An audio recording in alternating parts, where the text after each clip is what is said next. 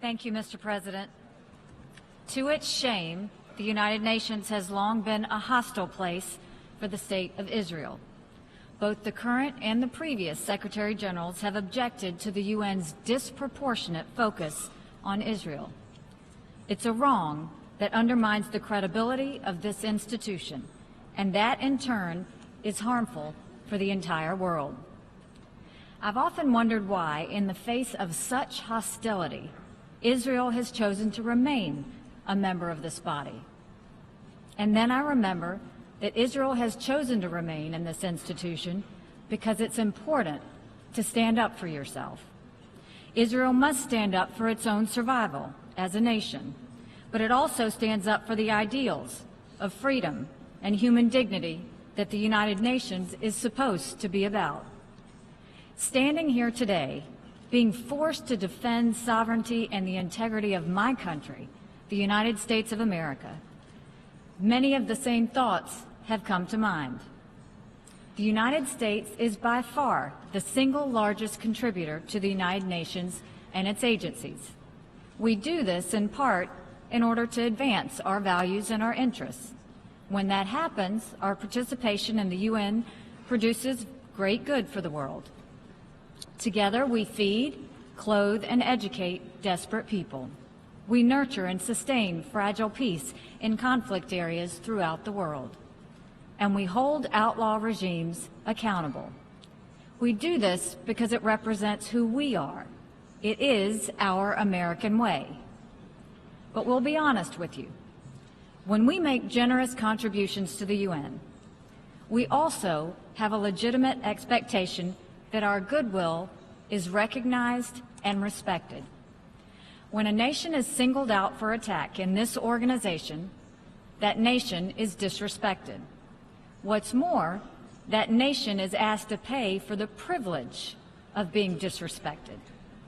In the case of the United States, we are asked to pay more than anyone else for that dubious privilege. Unlike in some UN member countries, the United States government is answerable to its people. As such, we have an obligation to acknowledge when our political and financial capital is being poorly spent.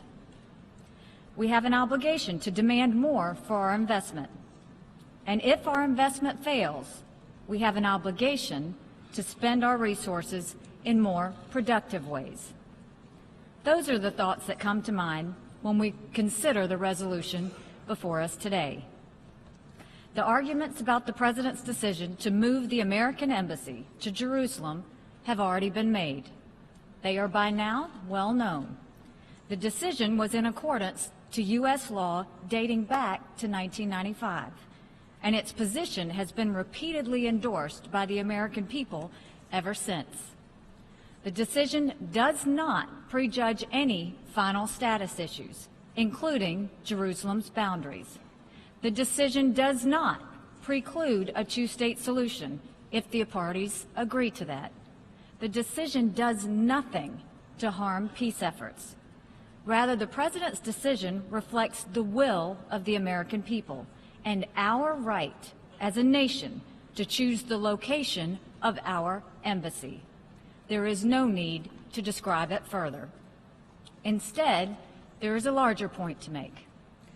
The United States will remember this day in which it was singled out for attack in the General Assembly for the very act of exercising our right as a sovereign nation.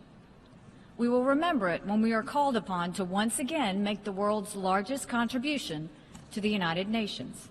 And we will remember it when so many countries come calling on us, as they so often do, to pay even more and to use our influence for their benefit. America will put our embassy in Jerusalem. That is what the American people want us to do, and it is the right thing to do. No vote in the United Nations will make any difference on that. But this vote will make a difference on how Americans look at the UN and on how we look at countries who disrespect us in the UN. And this vote will be remembered. Thank you.